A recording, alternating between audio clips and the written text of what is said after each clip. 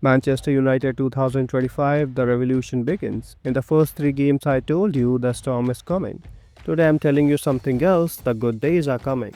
Manchester United are sitting in 15, their worst ever Premier League finish. But don't be fooled, they have just spent 127 million euros on two players who will terrify defenders. Cleared out the toxic dressing room that's destroyed every manager for a decade and unlocked a secret advantage no other top 6 clubs has. For over 10 years, the real enemy at Old Trafford hasn't been tactics, budgets, or even the Glazers. It's been a player power. Mourinho clashed with Pogba, stripped him of vice captaincy only to be sacked months later. Pogba celebrated with a smirk. Sancho defies Ten Hag, who went on a social media rampage and ended up exiled before heading back to Dortmund. Even Rashford, once a golden boy, fell out with new boss Ruben Amorim and is now on loan at Barcelona. The cycle has killed 10 managers in 11 years, a broken culture where stars challenge authority, the squad splits, the media pounces, and the manager pays the price. By 2024, United hit rock bottom, 15th place. But Amorim didn't break. He fought back. Five players told to leave, no compromise, no sentiment, either follow the revolution or get out. And while rivals mocked United collapse, Amorim and new technical director Jason Wilcox plotted in silence. No leaks, no PR spin, just football men building a squad with military precision.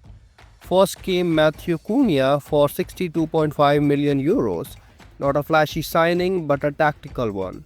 In Amorim's system, he's not just a forward, he's a hybrid 10, drifting inside, linking with Bruno, and ghosting into the box at the perfect time. It's not chaos, it's choreography. Then Brian Mobimo for 65 million euros, 20 goals, 8 assists last season, but numbers aren't the story.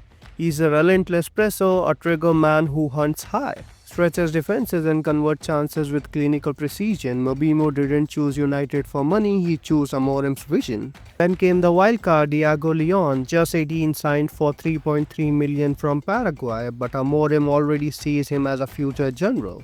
A modern left back, intelligent, disciplined, and fearless. A player who reflects his philosophy: intelligence first, ego last. Piece by piece, a new machine is forming. Cunha tucks inside, Mobimo attacks the half spaces, Bruno dictates tempo.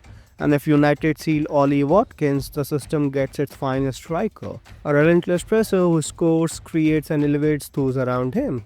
But here's where United revolution gets frightening. It's not just about transfers, it's about time. For the first time in over a decade, United has no Champions League, no Europa League, not even Conference League. To most, that humiliation. To Amorim's, it's a weapon. History proves it. Leicester in 2016, Chelsea in 2017 both lifted the Premier League after a season with no European distraction. One game a week, fresher, sharper, hungrier. While City, Arsenal and Liverpool crawl their midweek battles, United will be rested, focused and lethal. Amorim's system is built on intensity, wings back who never stop running, midfielders rotating like clockwork, and forwarders pressing like defenders. Most clubs can't sustain it across 60 matches. United won't have to. Every drill sharper, every plan cleaner, every weekend 100% locked on one opponent. This isn't a hype, this isn't a fairy tale. This is a warning. Ruben Amorim turned Sporting CP from a crisis club into champions in less than 2 years. Now he has Old Trafford, Carrington and the resources of Manchester United. The question isn't if United will rise, the question is how quickly. Because this is no longer a broken club, this is a machine. A storm in slow motion, and when it hits, the Premier League won't know what's coming.